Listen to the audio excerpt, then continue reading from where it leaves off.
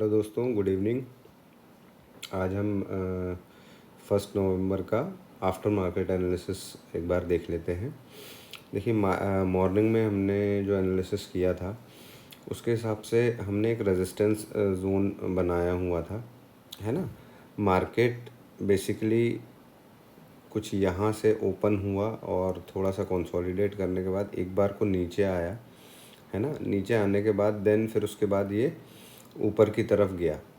ठीक है, आज हमारा प्लान ये था कि मार्केट अगर इस रेजिस्टेंस जोन के ऊपर रहेगा तब फिर हम एक अपसाइड देख सकते हैं। बट मार्केट ने इस रेजिस्टेंस जोन में ही काफ़ी देर कंसोलिडेट किया और फिर उसके बाद जब इसने एक बार इस रेजिस्टेंस जोन को तोड़ा है देन फिर तेज़ी से नीचे आया। ठीक है, तेज़ी से नीचे आने के बाद इस पर्टिकुलर लेवल पे 19,819 के लेवल से इसने सपोर्ट लिया एंड देन फिर ऊपर गया। मैंने आप लोगों को ये बोला था कि अगर मार्केट ओपन होने के बाद इस रेजिस्टेंस जोन के नीचे आ जाता है तो ये फिर अपने लिए आज के दिन के लिए रेजिस्टेंस का काम करेगा, है ना। तो देखिए, मार्केट नीचे आया और अप गया इस रेजिस्टेंस जोन में, यहाँ से अगेन फिर नीचे आया, फिर उसके बाद यहाँ बहुत देर कंसोलिडेट किया, फिर इस रेजिस्टेंस जोन से ये नीचे आया और ये काफ़ी तेज़ी से नीचे आया। ठीक है, फिर हमने एक ये सपोर्ट जोन बनाया हुआ था, एक सपोर्ट हमने मॉर्निंग में ये बनाया हुआ था। इस मार्केट ने इस सपोर्ट से अगेन सपोर्ट लिया, फिर ऊपर गया, फिर नीचे आया। ठीक है, end of the day market हमारा नीचे ही क्लोज़ हुआ है, 19,000 के नीचे क्लोजिंग दिया है हमको, है ना। देखिए, आज हमारा नीचे की साइड का टारगेट तो मिला नहीं है ना। बट मार्केट ने हमारे रेजिस्टेंस को रिस्पेक्ट किया और ट्रेड हमको मिले, 2 बार हमको ट्रेड मिले। एक बार तो हमारा यहाँ पर जो हमने ट्रेड लिया था उसका एसएल हिट हुआ है ना, क्योंकि इतना नीचे आने के बाद हमको लगा था कि थोड़ा रिट्रेस करके अगेन ये नीचे की तरफ आएगा, बट इसने हमारा एसएल ही हिट कर दिया। SL in the sense cost to cost हमारा ट्रेड एग्जिट हो गया है। देन फिर उसके बाद ये एक जो चैनल बन रहा था, हमने इसको अगेन जब इसने रेजिस्टेंस पे यहाँ पर ब्रेकआउट दिया तो हमने यहाँ पर अगेन एक एग्जीक्यूट किया ट्रेड। उसने हमको काफ़ी अच्छा प्रॉफिट दिया। हमने इस सपोर्ट जोन के आसपास जब ये यहाँ पर ये कंसोलिडेट कर रहा था ना, तो हमने फिर यहाँ हम रुके नहीं, हम यहाँ से हमने एग्ज़िट ले लिया बिकॉज़ कि हमको काफ़ी अच्छा यहाँ पर प्रीमियम का गेन मिल चुका था, तो हम यहाँ पर एग्ज़िट हो गए। देन मार्केट देखिए फिर ऊपर गया, नीचे गया, है ना। एंड ऑफ द डे वो नीचे जा कर के क्लोज़ हुआ है। लेकिन आप इस मूवमेंट को थोड़ा सा समझने की कोशिश करिए कि ये इस तरीके का मूवमेंट आज क्यों था, क्या कारण था कि मार्केट ने इतना होल्ड कर करके नीचे की तरफ गया। देखिए, आज मैंने आप लोगों से बताया था बैंक निफ्टी का एक्सपायरी है, थोड़ा सा आप लोगों को देख करके चीज़ें करनी पड़ेगी हमको। आज मार्केट गया तो है नीचे, लेकिन मार्केट ने इजीली मनी किसी को नहीं दिया है ना। कोई एक क्लियर डायरेक्शन कुछ वैसा था नहीं।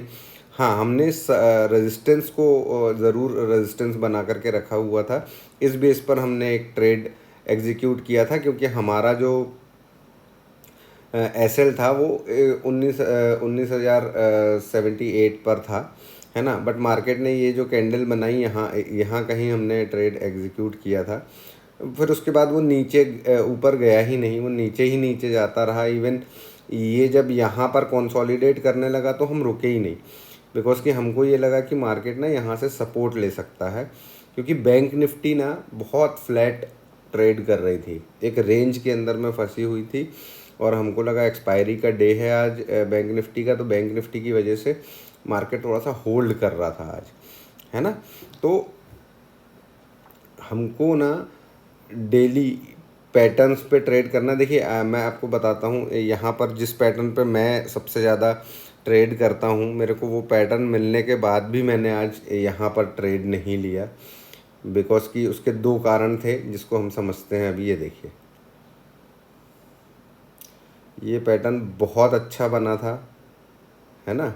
इस पैटर्न पे हम ट्रेड कर सकते थे। इवन मैं करता ही हूँ, इसी टाइप के पैटर्न्स पे ट्रेड करता हूँ मैं। बट मैं यहाँ इसीलिए ट्रेड नहीं किया क्योंकि यहाँ पहुँचते पहुँचते तक ना जो टाइम था वो करीब करीब 2 बजे के आसपास का टाइम ये ले रहा था। देखो इसने बहुत अच्छा इसको नीचे की तरफ ब्रेक किया, फिर रीटेस्ट किया, देन फिर नीचे गया। यहाँ पर बिल्कुल एक ट्रेड बनता था, बट हमने इसीलिए नहीं लिया बिकॉज कि आज मॉर्निंग में हमारा एक ट्रेड यहाँ पर कॉस्ट टू कॉस्ट एग्ज़िट हुआ।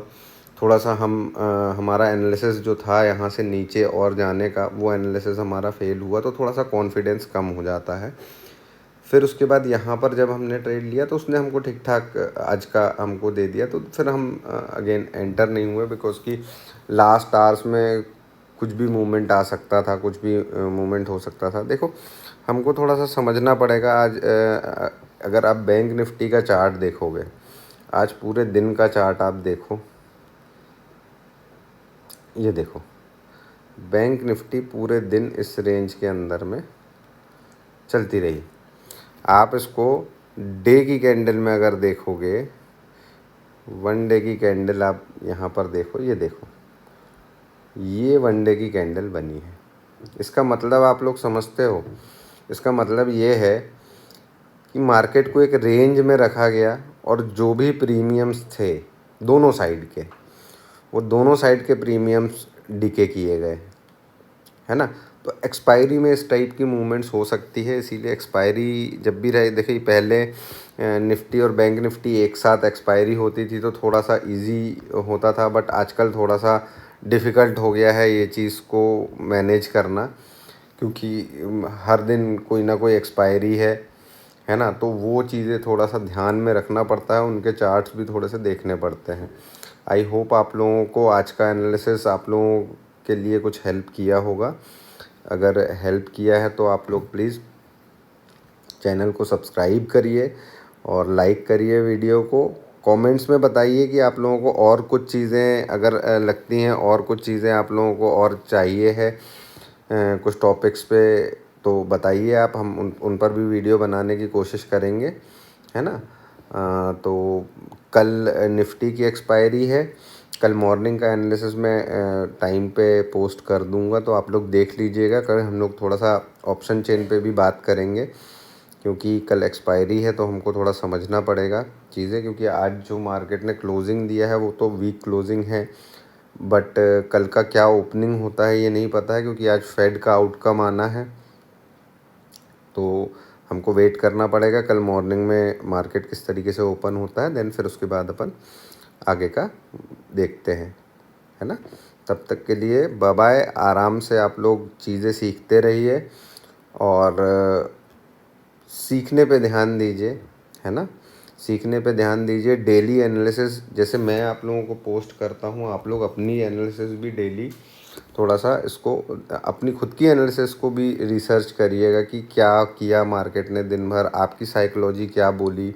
जैसे मैं आज इस पर्टिकुलर इस पर ट्रेड ही नहीं ले पाया बिकॉज कि मेरी साइकोलॉजी नहीं बोल रही थी। मुझे लग रहा था कि पता नहीं मार्केट अगर यहाँ से पलट गया तो एक बड़ी मूव आ सकती है, बिकॉज कि बैंक निफ्टी अपसाइड का मूव दे रही थी, है ना। तो इस वजह से थोड़ा सा मैं कंफ्यूज था, इसीलिए हमने ट्रेड ही नहीं किया, है ना। हमको जहाँ पर मिला हमने, ठीक है मार्केट हर दिन आपके टारगेट्स पूरे नहीं देगा, लेकिन हाँ आपकी एनालिसिस सही होनी चाहिए, आपका व्यू सही होना चाहिए, है ना।